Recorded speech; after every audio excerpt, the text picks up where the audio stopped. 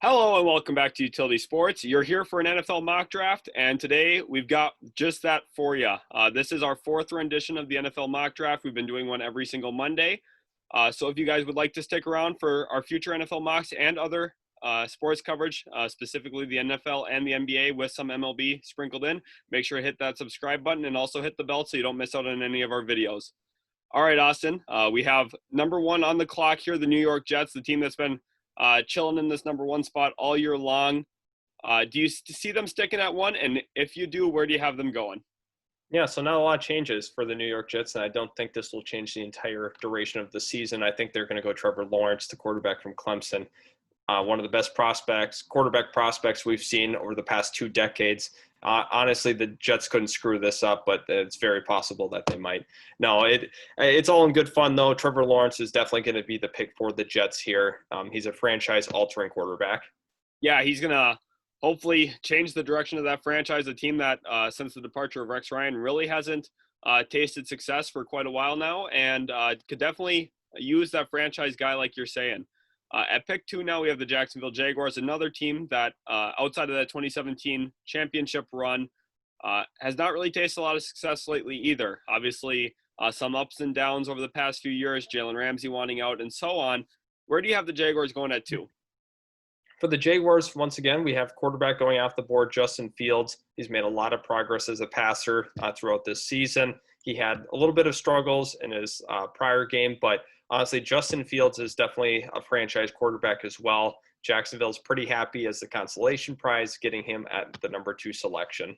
Yeah, and it is important to note that if the New York Jets do manage to win one game down the stretch here and the Jaguars do not win another, that the Jaguars would actually possess the number 1 pick based on strength of schedule, something that even though these two teams are obviously nowhere near the playoffs and even if they won out could not make the playoffs, their games still do mean something at this point. You're looking at a generational QB versus a franchise QB.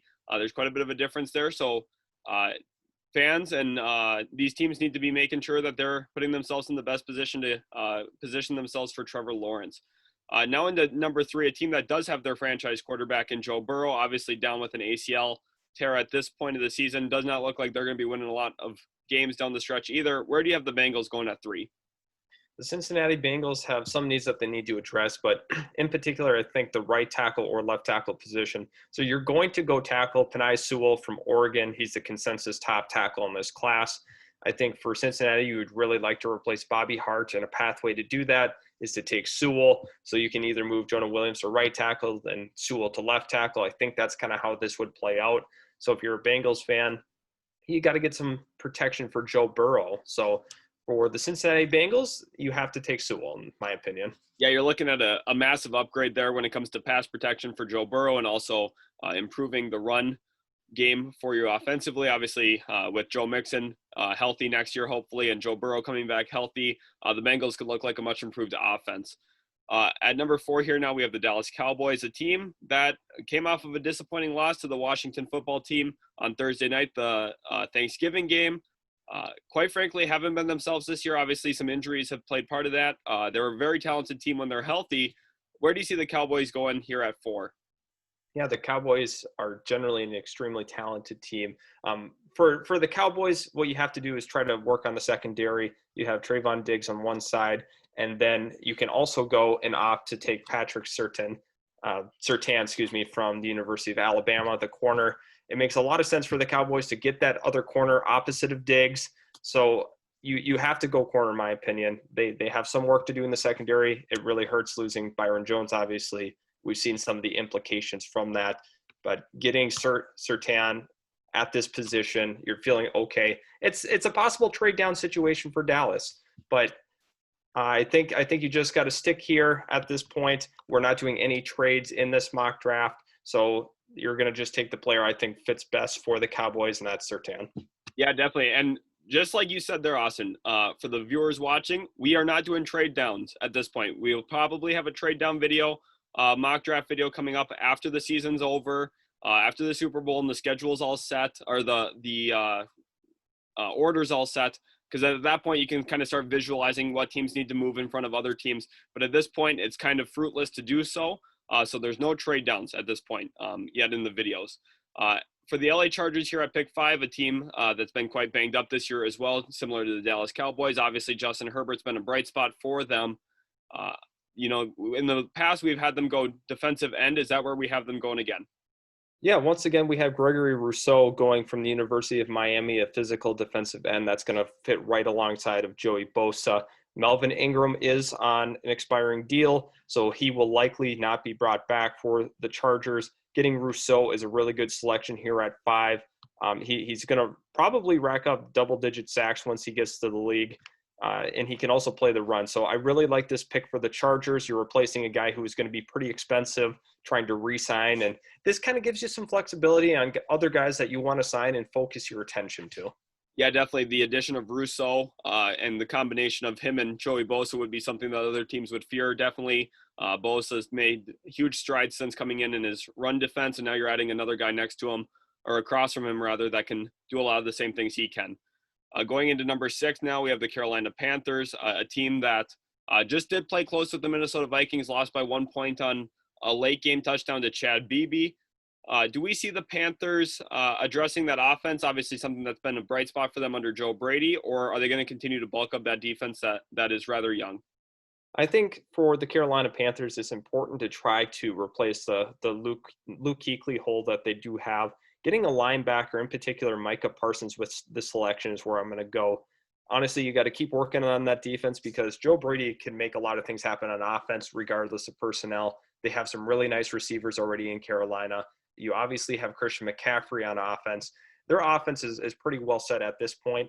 So getting a sideline-to-sideline linebacker, a guy that can force fumbles, and he's very, very versatile. He can rush the passer as well. Really fits in well with what Carolina's doing right now.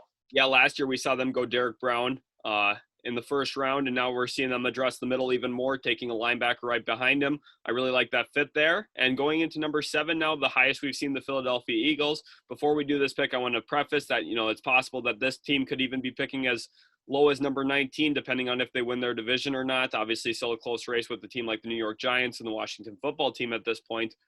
But if the Eagles do stick at 7, where do you have them going? Do you have them addressing cornerback? Yeah, so looking at this team, obviously they do need a linebacker, but I think that they will go cornerback. Caleb Farley from Virginia Tech. He's a guy that Philadelphia desperately needs. They want to kind of address that defensive side of the ball. There's been a lot of struggles overall for the Eagles so far this year, but hopefully getting a guy like Farley will really, really help them in the long term.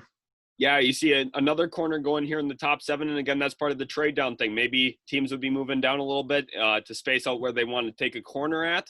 But at this point, Farley going 7 makes a lot of sense in terms of fit. Going into number 8, we have the Washington football team here. Obviously, a team that just came off of a decisive victory over the Dallas Cowboys, securing them at number 8 at this point.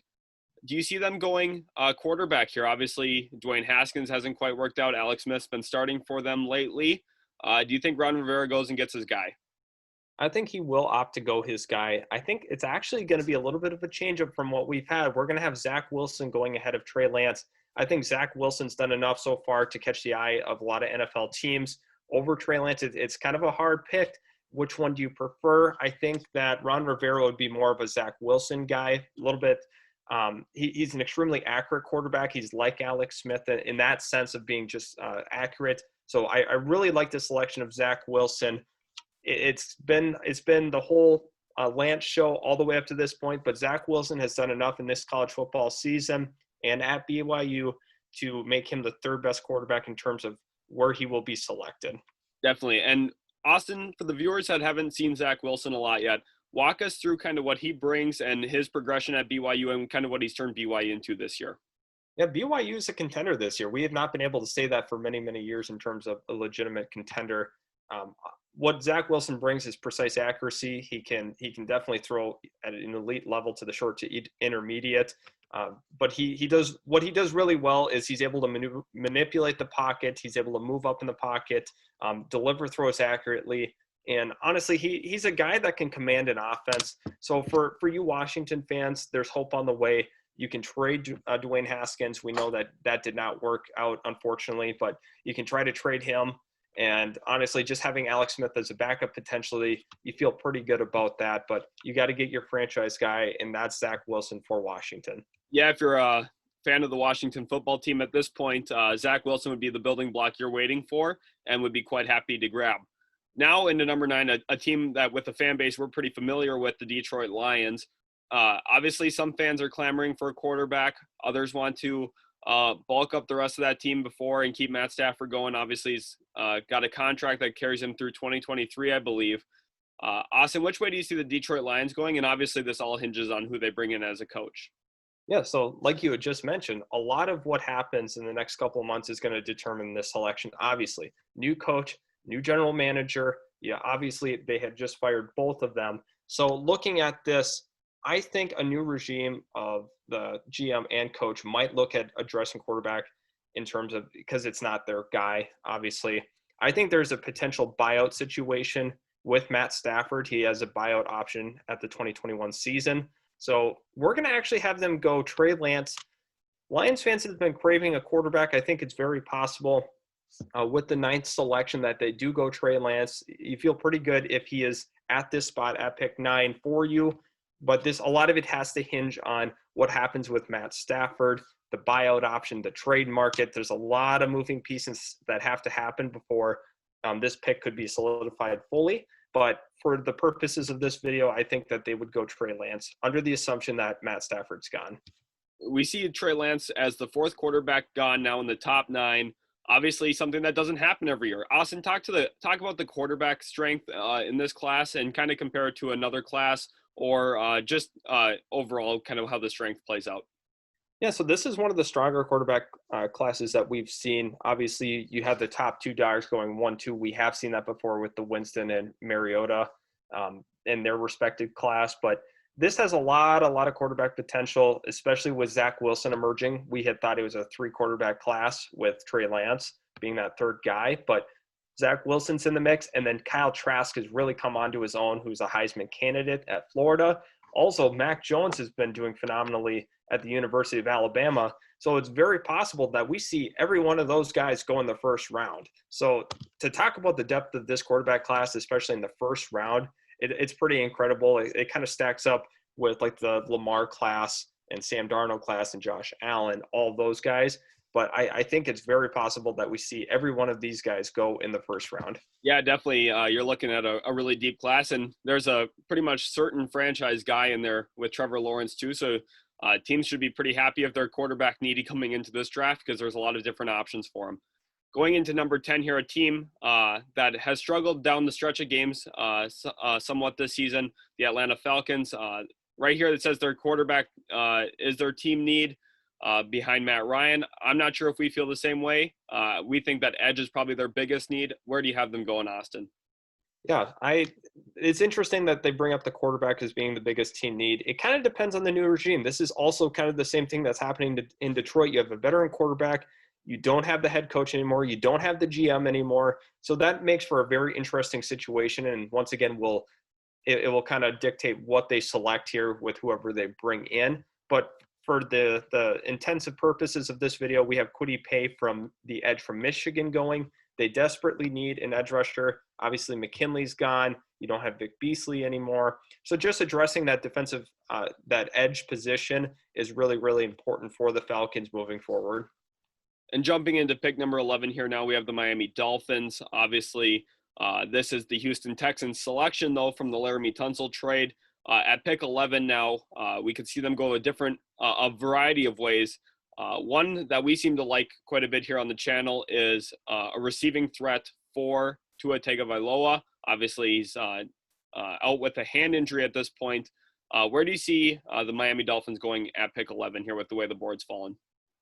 Depending on how the season finishes, I think this is going to be a very popular selection, depending on how the Texans finish. But Jamar Chase at 11 is an absolute steal.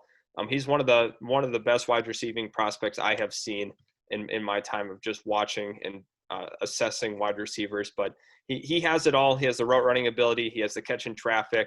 He's got just very, very consistent hands and routes, and he has the speed to do so. So he's got all the tools. And honestly, if you're Miami, you're looking at it, how are we going to help Tua progress as a quarterback? Obviously, they have Devontae Parker, but you can add a Jamar Chase on the other side of him, and you're feeling really, really good about your offense at that point.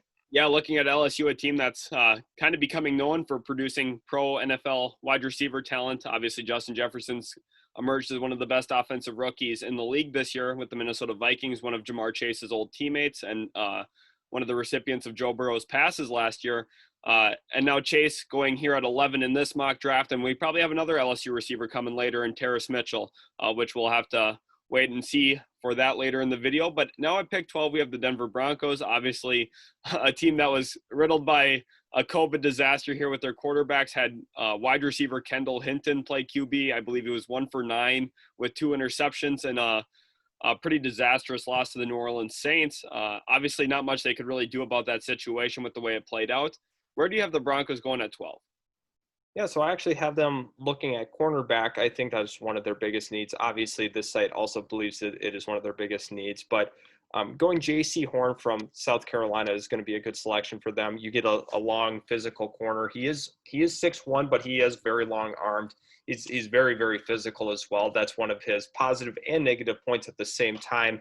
He's often a very grabby receiver, so that kind of hurts him, but he's extremely physical with the guy he faces on a week-to-week basis. That's kind of what has propelled his run up to the top, just being a bigger physical corner that can handle a number one receiver on a team. So his ascension has been pretty incredible, considering he was not in a lot of first-round mocks at the start of this college football season. Yeah, definitely looking at Horn getting that physical outside corner like you're talking about could be something really worthwhile in some of their matchups. You see Mike Williams there, Keenan Allen, a guy who once he gets separation is really dangerous, and also Tyreek Hill, who just had a monster night last night against the Tampa Bay Buccaneers. Now getting that outside corner, someone who can put your hands on a guy, maybe bump him off the route. That's something that's valuable, and Denver could definitely go that way. At 13 now, we have the Minnesota Vikings, a team that's really struggled with offensive line issues in the past few years. Obviously, Vikings fans know that firsthand.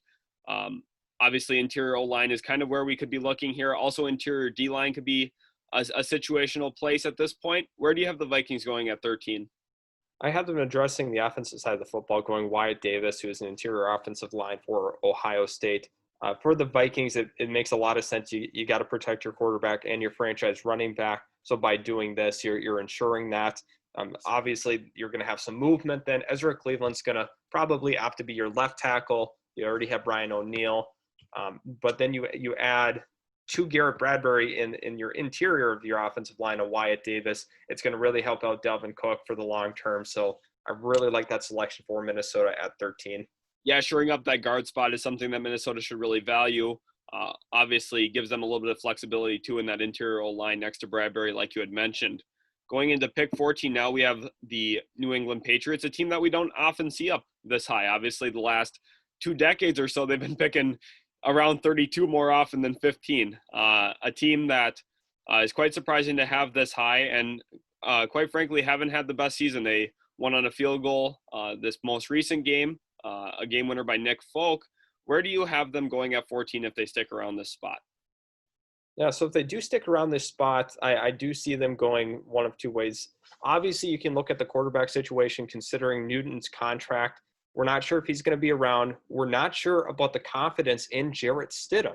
So that provides a very interesting situation for New England, because if they do want to stay with Newton or Stidham, then let's get him a weapon. So I'm actually going to have Kyle Pitts, the dynamic vertical threat tight end from Florida, going.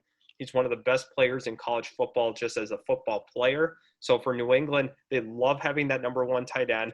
Obviously, McDaniels loves having 2 tight ends to work with. So maybe if they believe Aussie and Kyle Pitts could be a nice duo. Yeah, definitely. You saw them take 2 late-round tight ends last year. Neither of them really have emerged as a guy for them that's really going to be a building block moving forward. So now you're grabbing arguably one of the best college football players in Kyle Pitts at pick 14 and giving them that building block offensively, that weapon, and something they quite frankly don't have at this point. Going into 15 now, another team that won on a game-winning field goal, we saw Robbie Gould drill one. And the Niners, obviously a team with a whole bunch of injuries. I believe they have the most players on IR at this point of the year, and a team that just isn't going to be able to live up to where they were last year based on those injuries. We have them here at 15 now. Where do you have them going? So for the 49ers, it makes all the sense in the world to go quarterback. I think they will replace Jimmy Garoppolo. They're going to get their guy Kyle Trask from Florida. Like I had mentioned, he's the Heisman, arguably a front runner in the Heisman Trophy voting. So getting Kyle Trask, you replace Jimmy Garoppolo. Hopefully you can figure out what to do with the contract. I'm not sure what the dead money would look like on a release or a trade. So quite frankly, for the 49ers, you get your franchise guy. Him and Kyle Shanahan are going to work very well together. I think that's a home run pick at 15. Yeah, looking here now, we see Kyle Pitts, the dynamic tight end out of Florida, go 14, and now his quarterback goes one pick later. Obviously, the dynamic duo there in Florida are seeing dividends here in our mock draft. At pick 16, we have the Chicago Bears. Yet another loss. They're in a complete free fall, getting demolished by the Green Bay Packers on Sunday.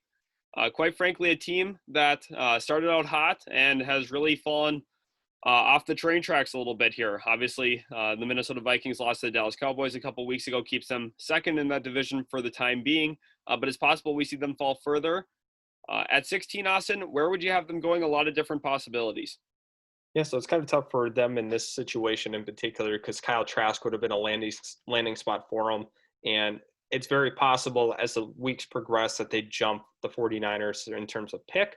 But I see them with the current situation on the board. You would like ideally a quarterback, but we're going to have them go tackle Christian Darrisaw from Virginia Tech. He's gonna provide him need he's gonna fill a need, and you're able to replace Bobby Massey at that tackle position. So for Chicago, you feel pretty good about getting a tackle at 16. It's unfortunate that you can't get a quarterback with this selection, but you got to kind of fill in other needs at that point then, and Darrisaw fills that need. Yeah, definitely another trade down spot here too for the Bears. Could consider that if they liked a quarterback that they felt they could grab a little bit later in the first round, or a team to watch for a second round QB selection. You know, a guy like Mac Jones possibly, or a few other different quarterbacks like you had mentioned earlier. At 17 now, the Las Vegas Raiders, another team that just got dismantled on Sunday. I believe only scored 6 points all game, and quite frankly, just didn't look good. Obviously, they've had some ups and downs. Henry Ruggs hasn't quite been as dynamic as many had hoped for this first year. I still believe he's an important part of their offense, though. And I think, quite frankly, defensively, they have a lot of needs as well. Is that where you have them going, Austin? Yeah, once again, we're going to look at the interior defensive line for them. I have Jay Tufele going from USC. He's going to provide some stability up front. If you're a Raiders fan, you're going to have Hurst and Tufele to fill in the middle of that defensive line. So hopefully you'll be able to generate some more pressure from up the middle than you have this year. It's been a tough go of it on the interior part of your defensive line, but getting Tufele and then getting Hurst back later on, I think that's going to be very important for the Raiders moving forward. Yeah, those will be two key pieces for the Raiders to build their defensive front around. Obviously, haven't quite gotten the edge pressures that they would hope for either. But perhaps Burrell and Crosby could come around a little bit more in that too with some interior D-line help. Looking at pick 18 now, the Baltimore Ravens are on the clock, a team that many thought were going to be a Super Bowl contender and quite frankly have struggled a little bit this season. Lamar Jackson came out and said that other teams know their plays. Obviously, a very run-heavy organization based on who their quarterback is and kind of the pieces they have around him. Do we have them taking an option here to make them more of an aerial threat? Yeah, for this selection, we do. I think there definitely is potential at the edge position that they would go. The Judon contract situation is something that we have to monitor. But Devonta Smith from the University of Alabama had a big game once again. He's showing that he is a number one receiver. And honestly, to get him at 18, once again, you're feeling pretty good. Some of these receivers slip just a little bit. So getting Devonta Smith at 18 gives Lamar Jackson an option to further expand the aerial attack. Something to note here for the Ravens fans, I understand the interior offensive line need, but at this point in the draft, it's become a little saturated in terms of where they've been selected. So I see that possibly being a second round selection as well. So just know that would be on the way under this assumption that they do take Devonta Smith with this selection. Yeah, perfect. And looking at Devonta Smith, he gives them that outside weapon, something that Lamar Jackson really, quite frankly, hasn't had. The Marquise Brown selection hasn't been the best at this point. And Devonta Smith could work next to Marquise Brown, or Marquise Brown could be on his way out possibly. Obviously, there were some rumors about that earlier in the year. At number 19 now, the New York Giants. Like I had said about the Eagles, they find themselves at 19 because they're ahead in their division. Something that could be a little detrimental to their pick and their future, honestly, is winning this week division this year. Where do you have the Giants go at 19? For the New York Giants, I think once again it's about, I guess, helping out Daniel Jones. It kind of depends on where they finish because they could be, quite a bit higher than this selection. But if they win the division, obviously this is where they're going to be kind of picking around. So for the New York Giants, I think helping out Daniel Jones under this assumption and going Jalen Waddle. Really unfortunate for Waddle. He definitely could have been a top 15 pick had he not really hurt his ankle during the season. So for the Giants to get him at 19 under the assumption that, he's healthy, I think that really helps out Daniel Jones in the passing game. Obviously they have Slayton and Shepard, but adding Waddle, he's an extremely dynamic playmaker for that New York Giant offense. Yeah, definitely. You're looking at a guy who fits in well with their receiving room at this point, gives them a little bit of a different element and dynamic to their offense. And I think something that could be really beneficial to making Daniel Jones click a little bit more in the NFL. At pick 20 now, we have the Arizona Cardinals. Obviously, just came off that disappointing loss to the New England Patriots on the Nick Folk game winner. A team that's been a little bit up and down this year. Kyler Murray's had some, really outstanding games, some games that aren't quite as outstanding. And defensively, they have a lot of holes. Chandler Jones has been injured. We don't really know what he's going to look like moving forward. Obviously, I believe he's 32 years old, so you're not really sure what you're going to get moving forward out of him. I believe Marcus Golden's been their lead edge rusher that they acquired this season. Where do you see the Cardinals going here at 20? So I think cornerback and edge are definitely two positions that they can look at this point. But I have them going Joseph Osai from he's the edge rusher from Texas. Right now, he's number one in the nation in forced fumbles. He's able to get pressure on the quarterback and obviously force fumbles when he gets to the quarterback. But I really like this fit for them because I think Golden's got like 3.5 or 4.5. No, 2.5 sacks this year. I'm not exactly sure on his sack number, but you would honestly like to replace that at some point here. But getting Osai makes a ton of sense for the Cardinals. Got to keep improving that defense.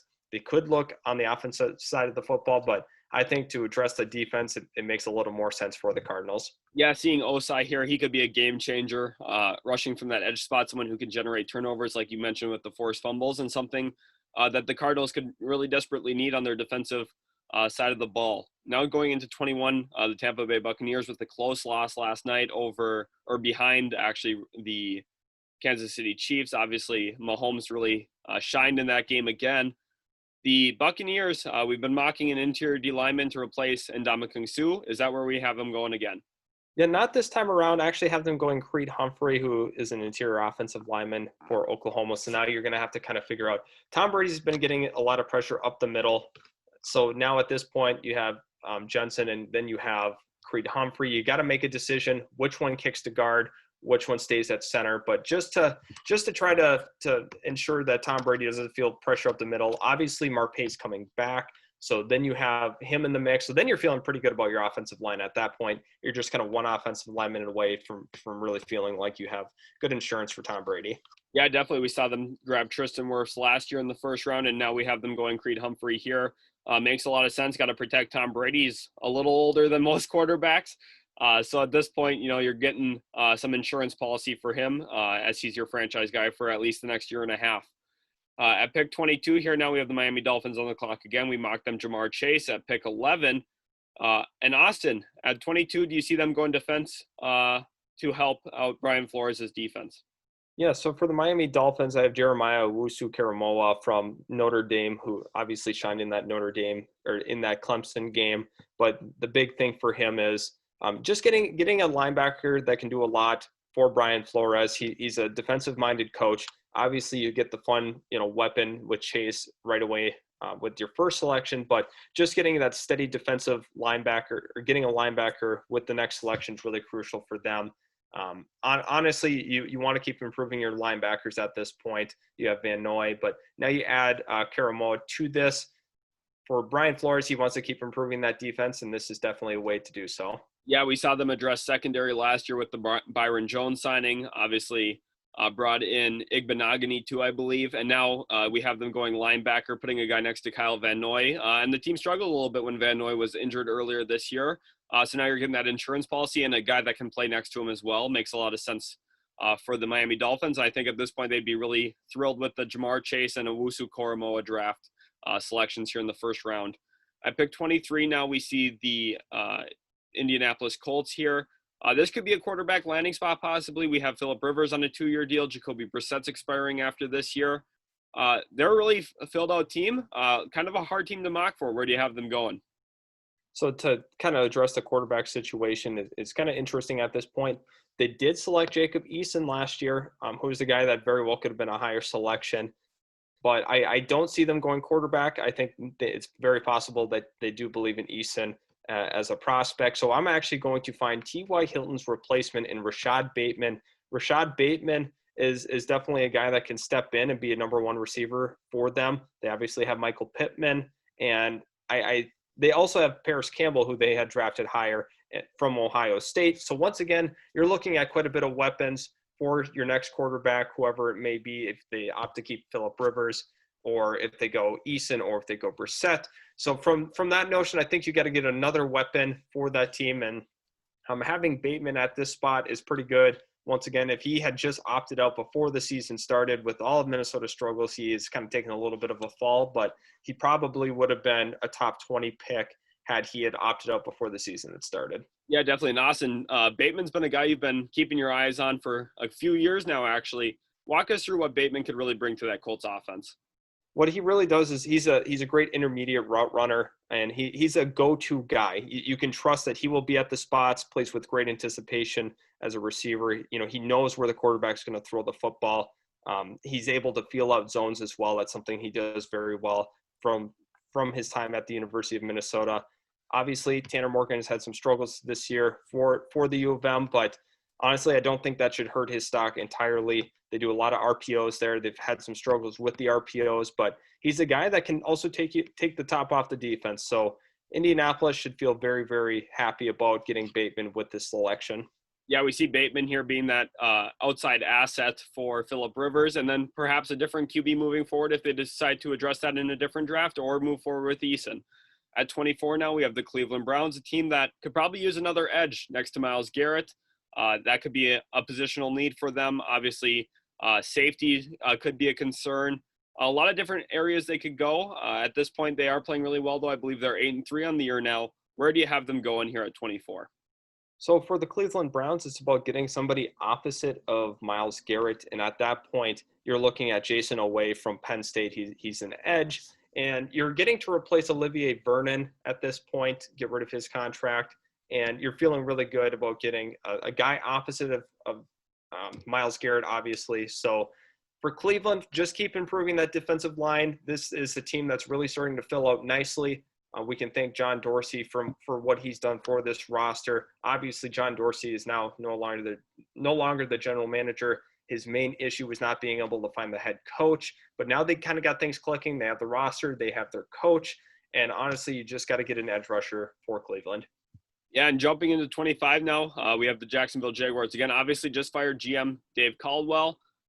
Didn't have the best stint there. Doug Marrone is still the coach there, but it's possible, even maybe probable, that he is not the head coach going into next season. We saw them take Justin Fields at this point. Austin, break down the GM firing, the possibility of Marrone returning, and then who you have them taking at 25. Yeah, I think you hit the nail on the head with that one, with the idea that Marrone should be gone. He has not done very well with his time with Jacksonville, aside from their 2017 run. But the firing of Dave Caldwell, they've really, really struggled with their drafts. They've rarely made the playoffs under him. He's been the GM there since 2013. There's not been a lot of great bright spots for him. He's had some okay selections. Obviously, he hit on the Gardner Minshew pick and a couple other ones like DJ Chark to name a few, but he botched the Leonard Fournette one, unfortunately. But for the Jacksonville Jaguars, you get your franchise quarterback. Now you want to make a move and protect him, right? So Samuel Cosmi from Texas, the tackle, you're able to replace Cam Robinson at that point and you have Jawan Taylor on the other side. You have Andrew Norwell on the inside, Brandon Linder, who's going to be a staple. And then right guard, you got to kind of figure out, very well could be Ben Barch, but for the Jacksonville Jaguars, please protect Fields at all costs at that point. And I think Cam Robinson's time is up in Jacksonville. Yeah, you're looking at Cosme being a big upgrade over Robinson there. And the Jaguars do have the luxury of not really needing to go out and get a weapon necessarily at this point. We've seen James Robinson really play well this year. He's been one of the few bright spots for them. And also they got some weapons already. DJ Chark was a 1,000-yard receiver last year. You've also got some other weapons there for the Jaguars. So you're looking at a team that with Justin Fields and an offensive tackle could be a much improved offense going into the 2021 season. Now at 26, we have the Jets here actually picking behind the Jaguars this time. They took Trevor Lawrence, pick 1. Obviously, a lot of other needs. I think cornerback's one of the biggest needs. Edge rusher has been a need for the last 5 or 6 years for the New York Jets. Where do you kind of have them going? So for the New York Jets, they, like you mentioned, there's a lot of different directions that you can go if you're the Jets. I think that you need to get a weapon at this point for Trevor Lawrence at this point. You got to go Terrace Marshall Jr. from LSU. And Marshall's a guy that is going to be a red zone threat right away. He was that third receiver for LSU last year. Still was able to put up big numbers despite being that third receiver. And LSU this year's had a lot of issues at quarterback. So it's been a revolving door from Miles Brennan to their 2 freshman quarterbacks that they've been trying to rotate from. And he's had a lot of struggles. Therefore, he actually just had opted out. So we will not see Terrace Marshall collegiately anymore. The next time we're going to see him likely will be the combine. So I've seen enough on tape. I think this guy is, a very dynamic receiver, and the Jets should take him with this 26th pick. Yeah, we see that second LSU receiver go here in the first round, and kind of similar to what the Bengals did, grabbing Joe Burrow and T. Higgins, an LSU-Clemson combination. We have a Clemson-LSU combination here with Lawrence throwing to Marshall for the New York Jets moving forward. At pick 27, we have the Tennessee Titans now, a team that, quite frankly, really needs an edge. Not a lot of other needs on this team. They've really addressed a lot of their needs via free agency or via the draft in years past, and I think edge is really the one glaring weakness for them. Is that where you have them going, or do you have them shoring up another position a little bit more? I do have them going edge. I have Azeez Ojulari from the University of Georgia. He's going to be opposite of Harold Landry, obviously. I think knowing what we know about the Tennessee Titans is they'd love to beef up their defensive front. So getting Ojulari here is going to be a good pick to slot in opposite of Harold Landry. And this is a very, very solid football team through and through. You could also possibly look at wide receiver at this position. You get a guy opposite of A.J. Brown. So I think there's a number of ways that they could go. And obviously with these better teams towards the back half, it's a little harder to pick out obvious glaring needs. And I think Ojulari fits in great with Tennessee. Yeah, definitely. They've get to address that edge position. They were hoping that Jadeveon Clowney could do that this year. He's on IR at this point.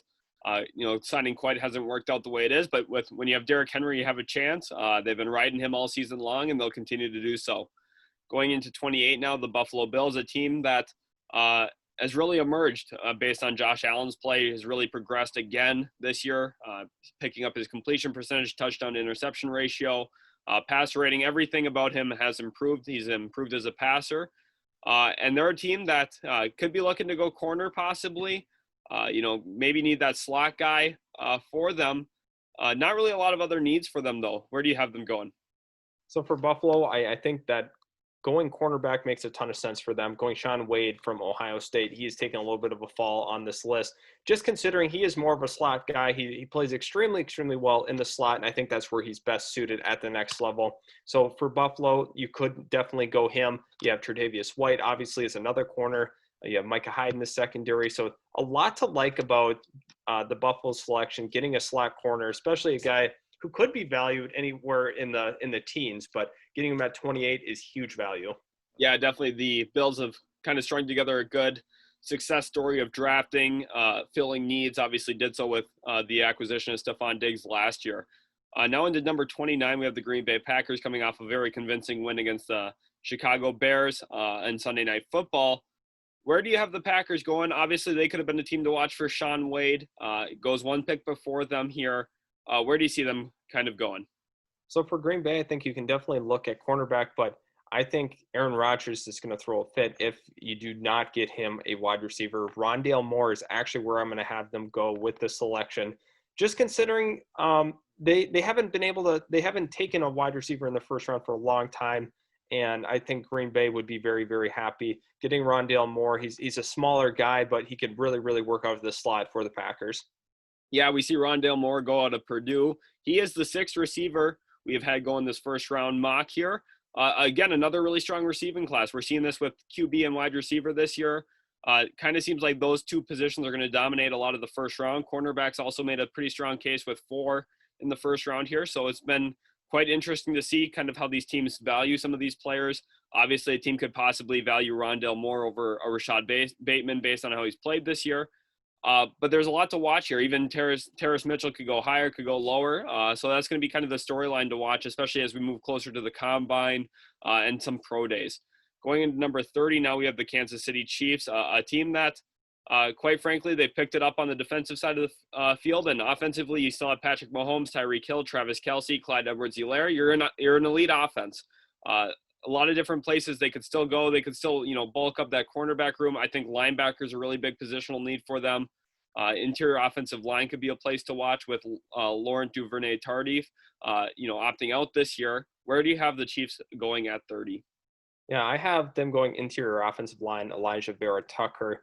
You got to protect Patrick Mahomes at all costs, and I think that's one of their bigger needs is the interior offensive line. And obviously, you want to try to unlock Clyde Edwards-Helaire as much as you can. Just continue to work that offensive line. I think then in the second round they can come around and maybe go corner, whatever they feel they need, possibly a linebacker. But for the Kansas City Chiefs, just keep working on that offensive line and protect your franchise quarterback. Yeah, we saw the Chiefs put a real insurance policy on their contract with Patrick Mahomes, and Elijah Vera Tucker would be acting as a pseudo insurance policy for him, keeping him healthy, obviously helping out Clyde Edwards-Helaire, their first rounder last year in the run game. And overall, a solid selection there for the Kansas City Chiefs. At pick 31, now we have the New Orleans Saints, a team that, kind of getting a little bit of an opportunity here to see what they have at quarterback behind Drew Brees. We've seen Taysom Hill play pretty well in his 2 starts. He's 2-0 at this point. Do you see them possibly rolling the dice on a quarterback here at 31, or do you see them making a win now move to put something around Brees? I think that this roster is very win now move oriented at this point. They definitely could look at wide receiver because Emmanuel Sanders' contract is up after this season. So we actually have them going Chris Olave from Ohio State, who's going to be a vertical stretch wide receiver. But the problem with New Orleans is we don't know what's going to happen with Drew Brees, and you have Taysom Hill and you also have Jameis Winston. Are you going to re-sign Jameis Winston? What's going to happen there for New Orleans? A lot up in the air for the New Orleans Saints. Obviously, that will hinge on the selection because once we get closer to draft time, this pick could change drastically at this point. Yeah, definitely. We're looking at Brees coming off multiple broken ribs. Perhaps he hangs it up after this season. So for all of you watching, you're going to want to make sure you don't miss out on our content as we find out some of this news. Obviously, Drew Brees could possibly retire. He could, decide he's coming back, and that'll be something that shapes our future NFL mock draft. So before we go into pick 32, I just want to make sure everyone is reminded to subscribe and also hit that like button because we really love the support. And, we're growing pretty quickly, and we want to make sure you're a part of it. At pick 32 now, the final team, a team that is still undefeated, I believe, in the Pittsburgh Steelers. They play on Tuesday this week against the Baltimore Ravens, I believe. Where do you have the Steelers going at 32 here? So for the Pittsburgh Steelers, there's some ways that you can go. You have to look at quarterback at this position. It's possible that they do take one in the second round. I think that they'll actually address running back and go Travis Etienne. He's definitely going to be a guy for Pittsburgh that is going to fill in very, very nicely for the James Conner role. He's going to have a big, big impact on that Steelers offense. He can be a focal point. He's a shifty running back. He eludes tacklers. And honestly, he can also catch passes out of the backfield when needed. So I really like that selection for Pittsburgh. You get a franchise running back, and you can get a fifth-year option on him as well, with that being still pick 32. Yeah, that fifth-year option is really important there for Etienne. Obviously, a player that has found a lot of success with the Clemson Tigers, a player that next to Trevor Lawrence has been a key part of their offense. And now getting that fifth-year option for Pittsburgh ensures that you're going to be able to pay some of those defensive pieces that you have and not really worry about the salary cap when it comes to signing a running back and extending a player like James Conner. So Etienne gives them a lot of different flexibility with the the money management there, and is also a really good player, and it could honestly be a big improvement over James Conner even. With how good Conner's played for them, I think ETN could be even another step up. So you're looking at the rich getting richer there at 32. So this is the overview of our NFL mock draft here. Obviously, we saw Lawrence go 1, quite a few other notable picks. 2 quarterbacks flew off the board, wide receivers flew off the board. Austin, is there a specific team that you're most excited to see kind of how they go on draft night? Yeah, I think one of the biggest opportunities for improvement is going to be the Miami Dolphins, depending on where their picks land. Miami's a team that's definitely trending upward. We've seen this under Brian Flores. They really exceeded expectations last year. Once again, exceeding expectations this year. I think they're going in the complete right direction, and you could get a phenomenal talent in Jamar Chase at 11, and obviously you can address the defensive side of the ball. So a lot kind of hinges on what Miami does, and I think they're definitely a team to watch. Yeah, I think Miami does have that high potential to really improve, and I think you kind of nailed this mock draft too. I think a lot of the picks were sensible based off need or, positional requirements. So I think that you did a great job, and we're looking forward to your next mock next Monday. If you guys are still around, make sure to hit that like button and subscribe one more time to not miss out on next Monday's NFL mock draft. We'll be posting them every single week as the season goes on and as we get closer to the NFL draft. So we really hope you enjoyed the video, and we'll catch you in the next one.